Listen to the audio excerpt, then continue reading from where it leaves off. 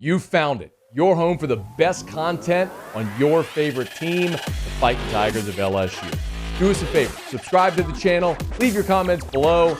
Be sure to smash that like button.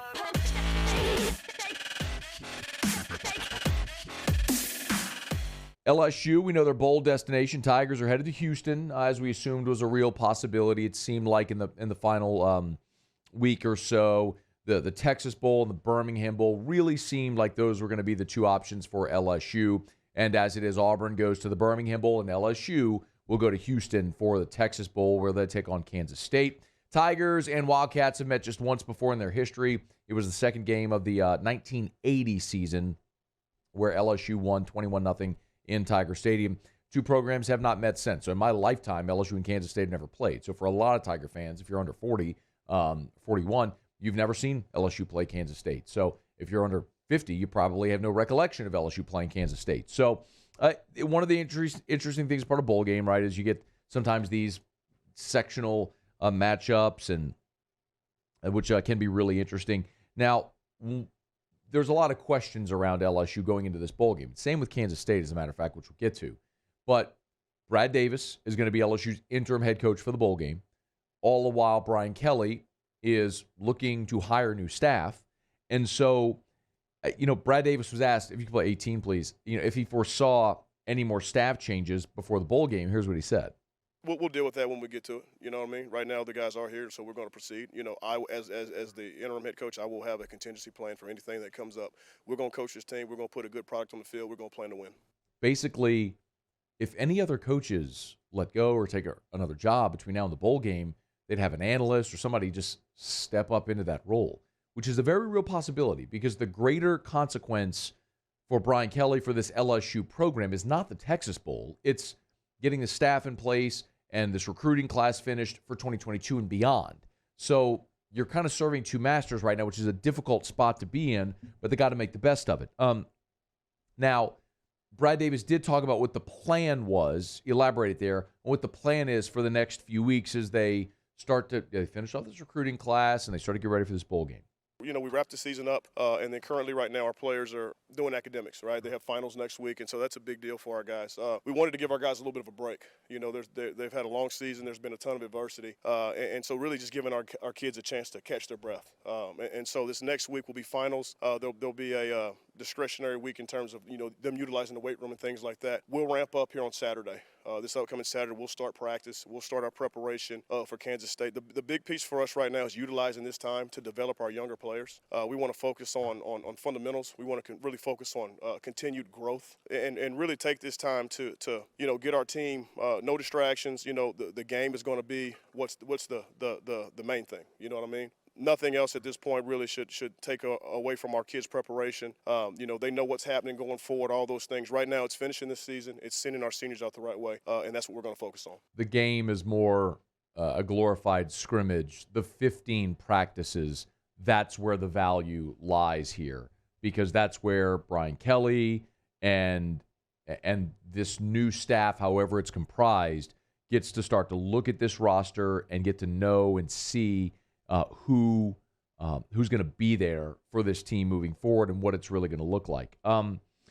Now, Brad Davis also was asked about roster management, considering we often see opt-outs before bowl games. Keep in mind, this is already an LSU team that is very thin on numbers because of injuries. So where does that leave them?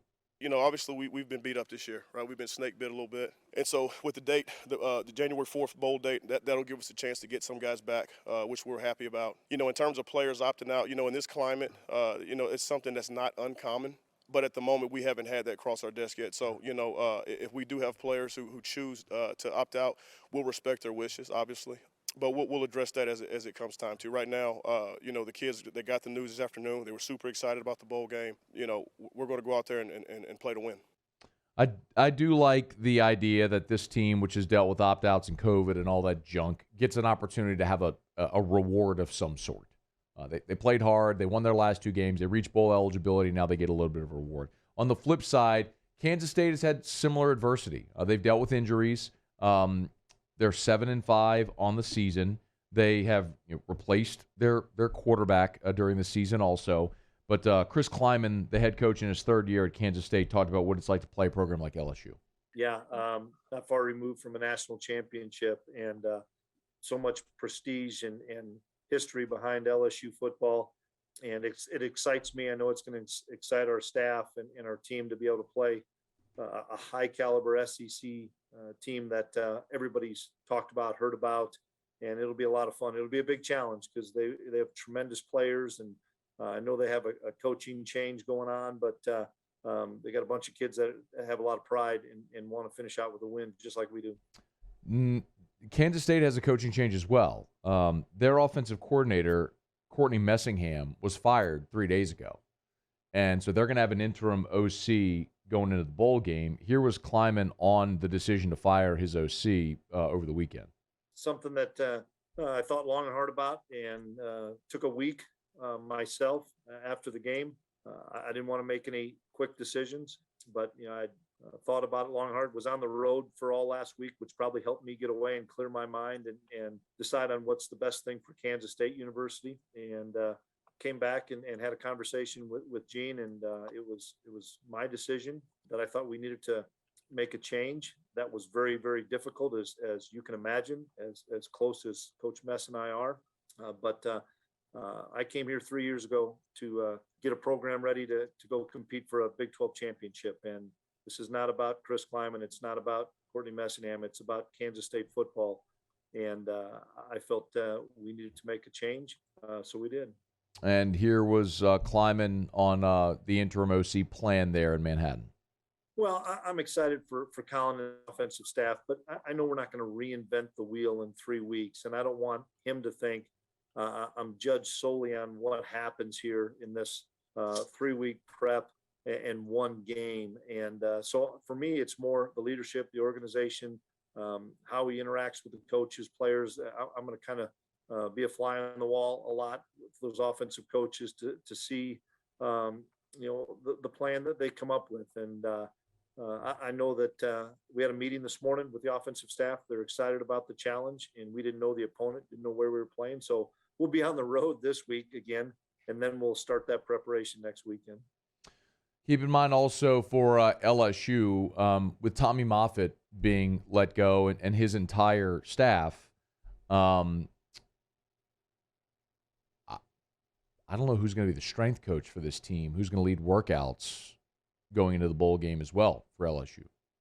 You heard Brad Davis say it's sort of this discretionary period for the next week or so where you get through finals and guys kind of work out on their own, and Saturday they'll all reconvene. Well, if Brian Kelly doesn't have a strength and conditioning coordinator in place by then, what do you do? I mean, these are all very legitimate questions. I mean, it's rare, right? I mean, it's rare. Normally you're not in a bowl game if you're firing your coach. I guess it's becoming more normal because coaches are being fired with winning records and things like that now, but it is still odd.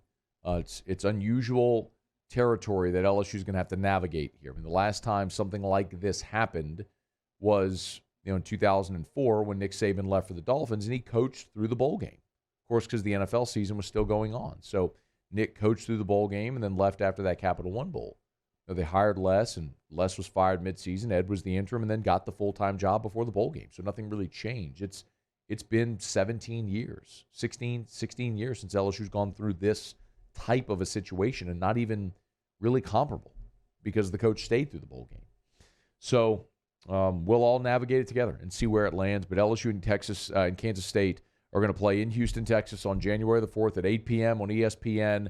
It's another chance to watch this LSU football team, another chance to watch guys like Damone Clark get out there and run around and make plays for the purple and gold, a chance for Houston Tigers and Dallas Tigers to be able to watch LSU play in their backyard. And that'll be a busy day for LSU. As we mentioned also, that January the 4th, LSU basketball plays Kentucky at the Maravich Center, and that's the night they're going to unveil Dale Brown Court. So 6 p.m. basketball game, 8 p.m. football game. It's going to be a busy night for Tiger fans on Tuesday, January the 4th. We'll certainly be talking about it for the next month, previewing all that. Hey, thanks so much for watching. Please leave your comments. I love to interact. And be sure to hit the red subscribe button below.